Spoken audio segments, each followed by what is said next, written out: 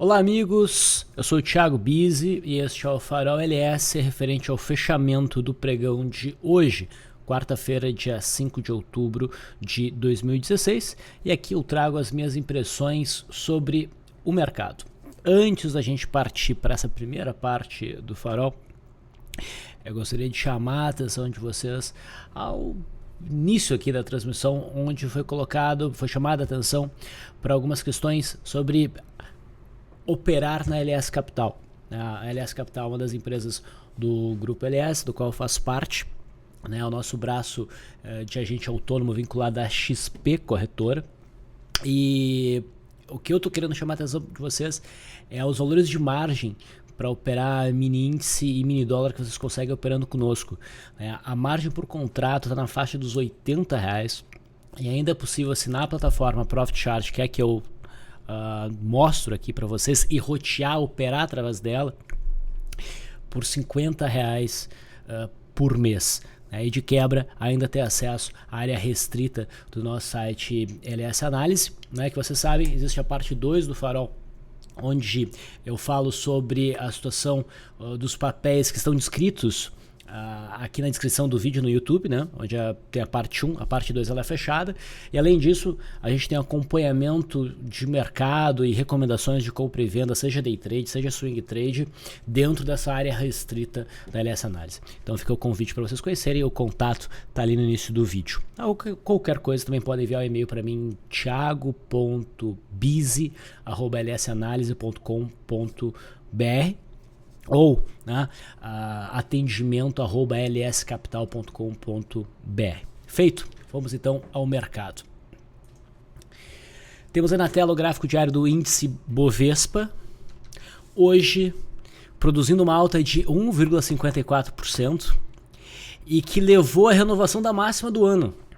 Reparem que esta que era até então a máxima deste ano de 2016, e hoje o mercado conseguiu por breves momentos operar acima desse ponto. Então a nova máxima do ano agora, gráfico do índice Bovespa, é 60.477. Ok? Então isso mostra que a percepção de que apesar de a gente estar dentro dessa zona de congestão, que é bem bagunçada, o viés é altista, o mercado vem se apoiando, escalando esta LTA, já acima da média móvel de 21 períodos, acima da linha d'água da semana, e portanto há um favorecimento a um movimento de alta, pelo menos enquanto o mercado americano também anda de uma forma bem lateral em contração, ele não faz um movimento de queda para nos complicar. Não sei se vai acontecer, mas se fizesse nos complicaria. Então o que eu venho defendendo é que nesses últimos pregões isso ficou mais claro. Operar, do ponto de vista de swing trade, operação de curto prazo, não montagem de posição, operar na venda nesse mês de outubro é prematuro, ou mesmo no final de setembro. A gente teria que esperar realmente o mercado pelo menos produzir o rompimento desta LTA, ou nos dar um sinal muito forte, reversão, em cima de uma zona de resistência, a qual a gente alcança hoje. Hoje a gente bate no topo aqui de setembro, e essa é uma resistência, um sinal de reversão forte aqui, poderia nos levar, de uma forma talvez, uma abordagem um pouco mais agressiva, a pensar até em operações short.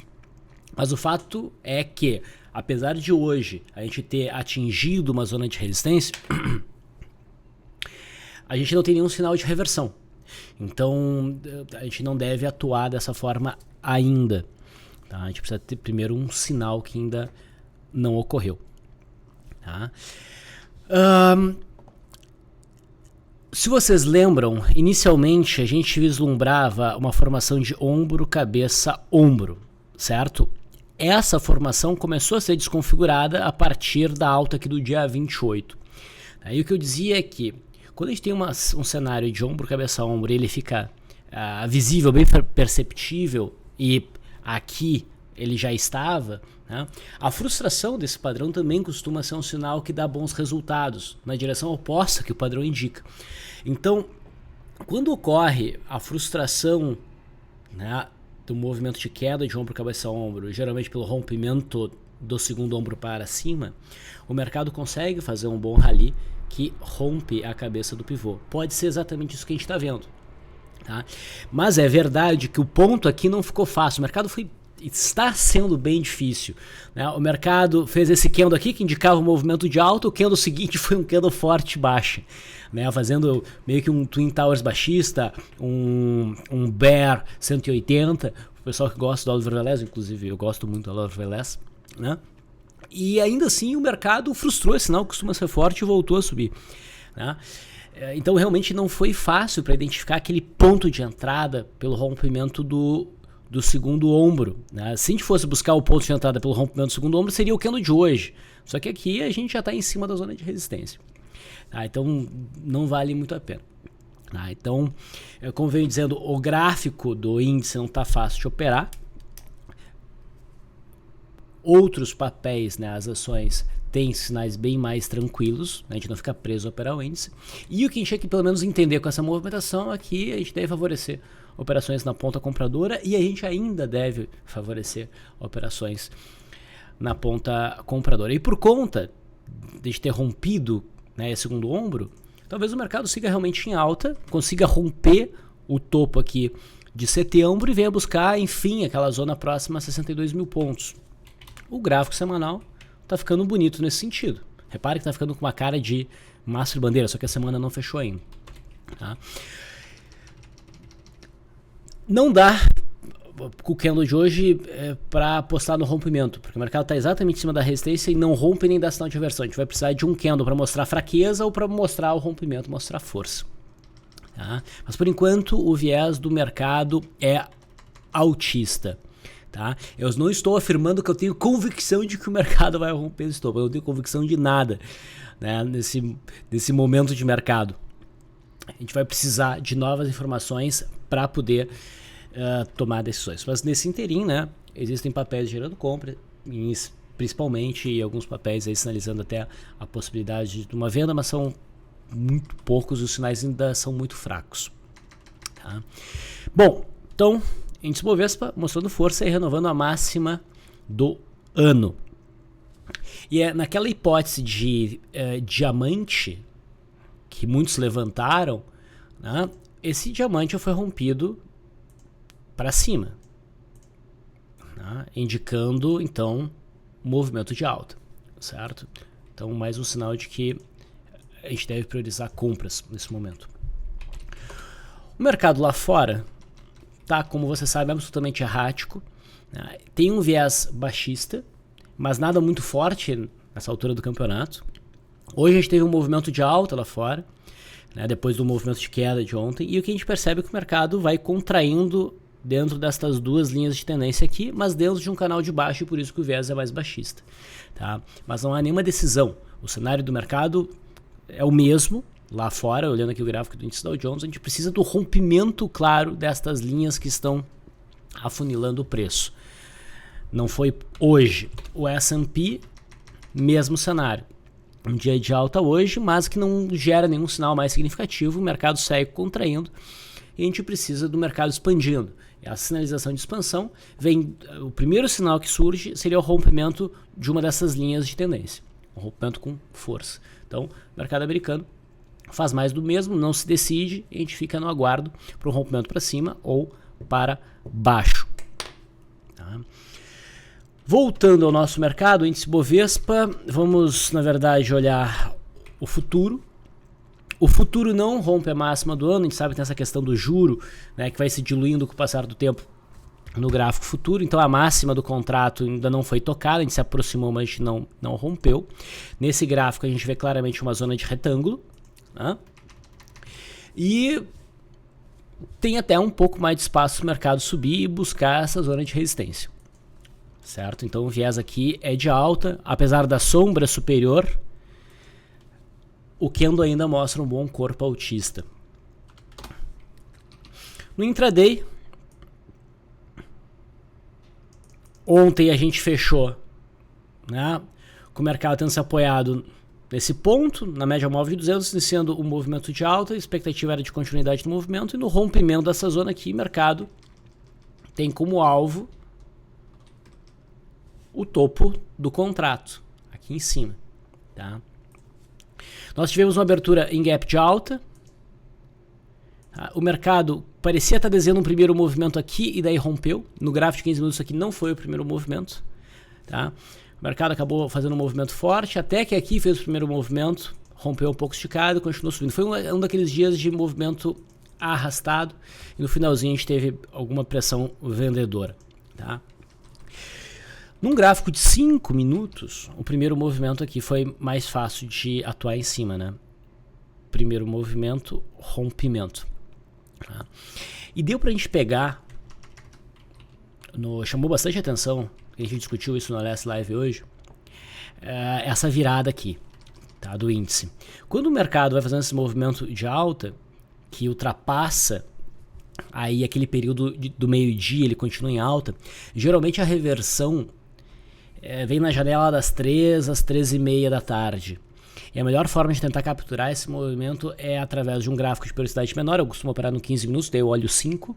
E eu busco o primeiro zigue-zague descendente que rompe a média móvel de 21 períodos. Tá? Daí repara o que o mercado começa a fazer aqui.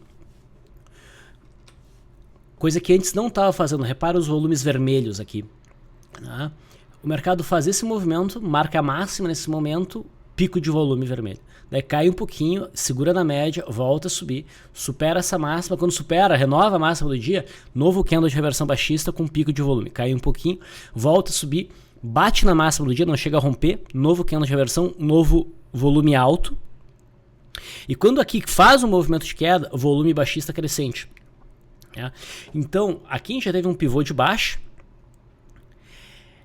com volume crescente na queda. Aqui a gente começou a vislumbrar a possibilidade do mercado então ir para baixo.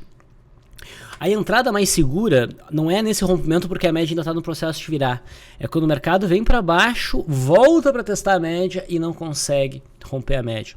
Então, basicamente, é nesse momento aqui, né, através da perda dessa mínima aqui, que a gente pode buscar uma operação de venda e dali para frente o mercado realmente veio para baixo. Então, foi bem legal pegar essa virada do mercado hoje. E também a gente vê aqui um ombro, cabeça, ombro, né? Cabeça dupla, né? Ombro, cabeça, ombro, rompimento, pullback e vem para baixo. Bom, isso não quer dizer que o mercado marcou o topo no gráfico diário, o viés ainda é altista. Se houver a continuidade do movimento corretivo no pregão da quinta-feira, nós vamos ficar bem atentos a esta região aqui e a média móvel de 200 que vai subindo. Principalmente se o mercado chegar aqui rapidinho, numa estirada para baixo, provavelmente vai ter uma oportunidade boa de compra. Tá? Então a gente deve ficar atento a esse topo anterior, assim como a gente ficava atento a este topo anterior quando o mercado fazia esse movimento corretivo aqui.